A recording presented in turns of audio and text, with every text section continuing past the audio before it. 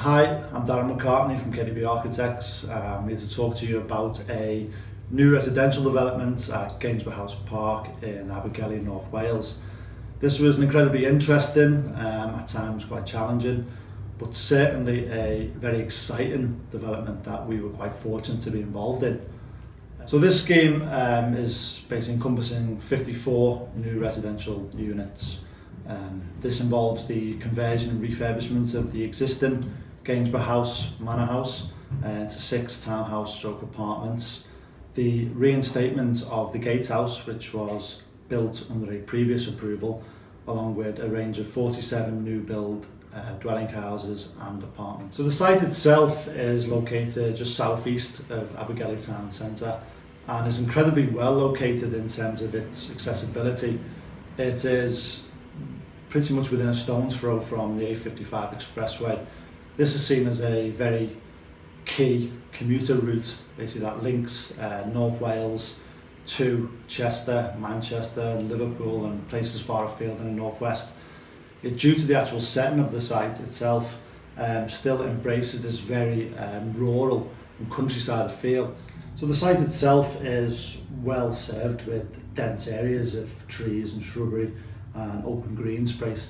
So the introduction of landscape areas and communal courtyards was really integral to the scheme, and obviously maintaining that open space and that open green environment was almost a nod effectively to the existing site setting.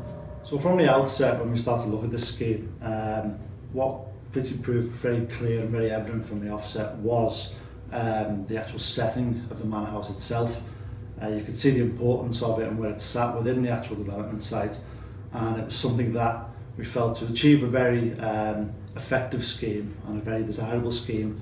Maintaining that stature and that grandeur of that building would be one of the most basically key factors of a successful scheme.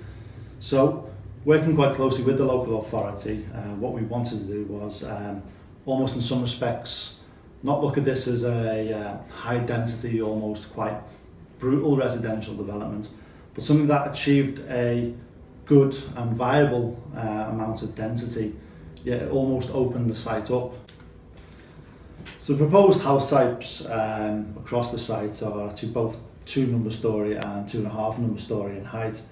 The 2.5 storey dwellings are formed with high bay proportions with raised eaves levels, and this is to sufficiently accommodate bedrooms without having a detrimental impact on the hierarchy of development.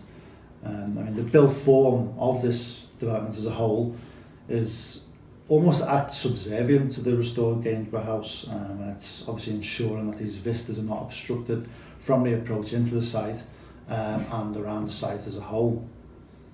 The new build apartments at the back are 2 storey in height, and again it maintains the same hierarchy so as not to have an overbearing detrimental impact on the scheme as a whole, and these are obviously almost hidden to some respect behind the manor house with its own kind of private courtyard and mews.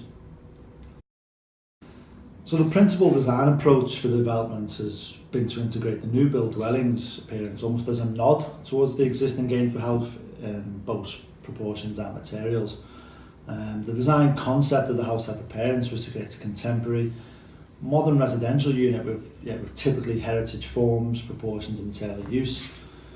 The design sought to generate high proportions of floor and window heights to that of a standard housing developments, incorporating very subtle and simple detailing to head, sills and window proportions. We were looking to introduce stone banding and material change where appropriate to break up expansive walls, create focal points dependent on site layout and house orientation. And effectively, the details were kept to a very minimal, with the emphasis on materials and having very clean, classic, heritage type appearance houses, yet with almost a very modern, contemporary feel. So the proposed materials to be used in this development are certainly to be of a high quality, and this is to enforce a well-designed, habitable development. We're looking at most of the dwellings will be predominantly brick-faced, and this is across the entire site with the introduction of stone-faced cladding. The colour of mortar is considered to both respect existing surroundings and to enhance aspects of the newly designed facades. So when we first started looking at this scheme, the actual site itself benefited previously from a planning approval of 14 number units. This included the conversion of the manor house into 6 apartment-stroke townhouses, along with 8 executive type development homes. So when we actually got given this opportunity to work with Primesite, obviously what we wanted to do that was actually make this scheme more viable in some respects and actually increase that density by some level. So again, inheriting a large amount of aspects of the previous approval, certainly in terms of maintaining the manor house and its conversion into almost its former glory. We wanted to create a broader house type mix and certainly increase the density level of the development. So going through pre-application dialogue with the actual local authority and extensive real conversations in terms of what was actually suitable for the scheme in terms of development, in terms of density. We feel that we kind of went well beyond what was previously approved and actually got a very satisfactory and well thought out and a desirable scheme of 54 units.